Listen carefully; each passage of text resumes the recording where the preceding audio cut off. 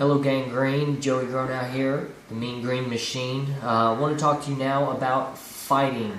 I mentioned earlier when I was talking about robbing or farming, whatever you guys want to call it. I want you to farm or rob your own race and fight against the opposite race. The reason being is in this world, the elves and the dwarves are racist. They will not go fight themselves when there's dwarves present, and vice versa. The dwarves won't fight themselves when the elves are present. So you take that to your advantage, and if you are an elf and an elf is attacking you, you get dwarf to come reinforce you, and they will attack the dwarves, and you will be sitting there not even getting touched, because the dwarves will do all the fighting because elves hate dwarves, and vice versa. So I want to show you a little trick that you do. It's called a cart shield. Everyone has supply carts. Everyone uses them for transporting, but you don't use those for transport. You use those for defending in this world, okay?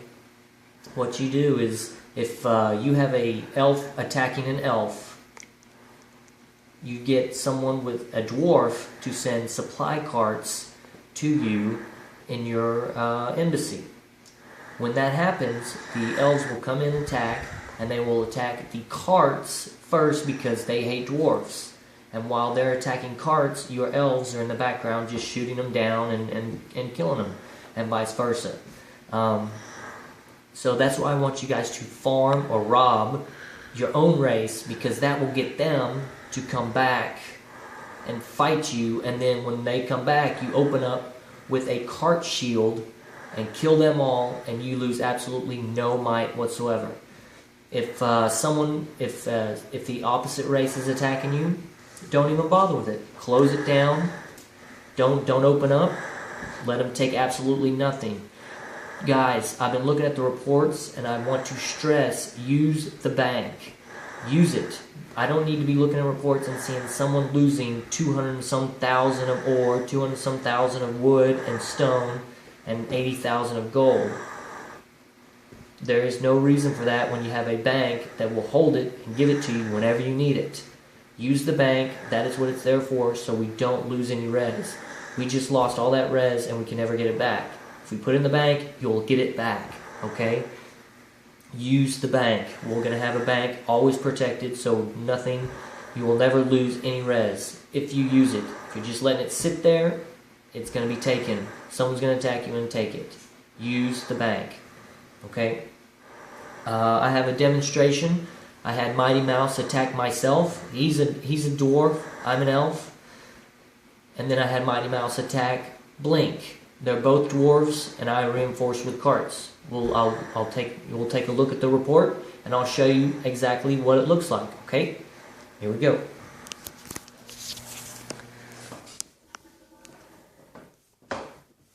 Let's get it in focus here. So as you see, Mighty Mouse attacked the Mean Green Machine. I won because I didn't send much. I didn't want to kill everybody. But let's look at the stats. He lost 15 mounted dwarves. I lost 9 elven archers. Okay. So they just fought each other, and that was it. Okay, now let's go back and let's find where Mighty Mouse attacked Blink. Right there.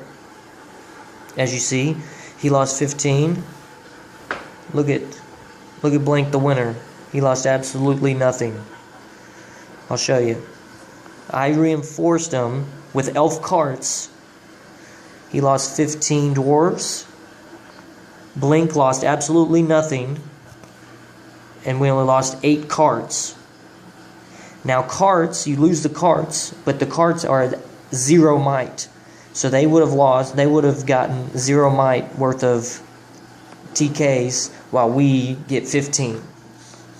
Now if you do that on a grander scale, Look at the damage that we would do to someone else. They would lose 90,000 troops with a max load, and we would lose just carts. This is a great trick, and this is how you become a top alliance, by doing this to the other alliances and making them lose all their might while you are losing absolutely nothing. Okay? So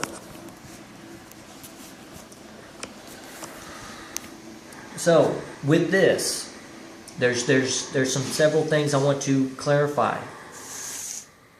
When you fight, you need to be sure to have your troops open so they will fight. If you don't have them open and they come attack, those carts will be destroyed for no reason. Okay? Sorry. Now we're talking about heroes. If whoever has the highest hero needs to be leading the fight, okay?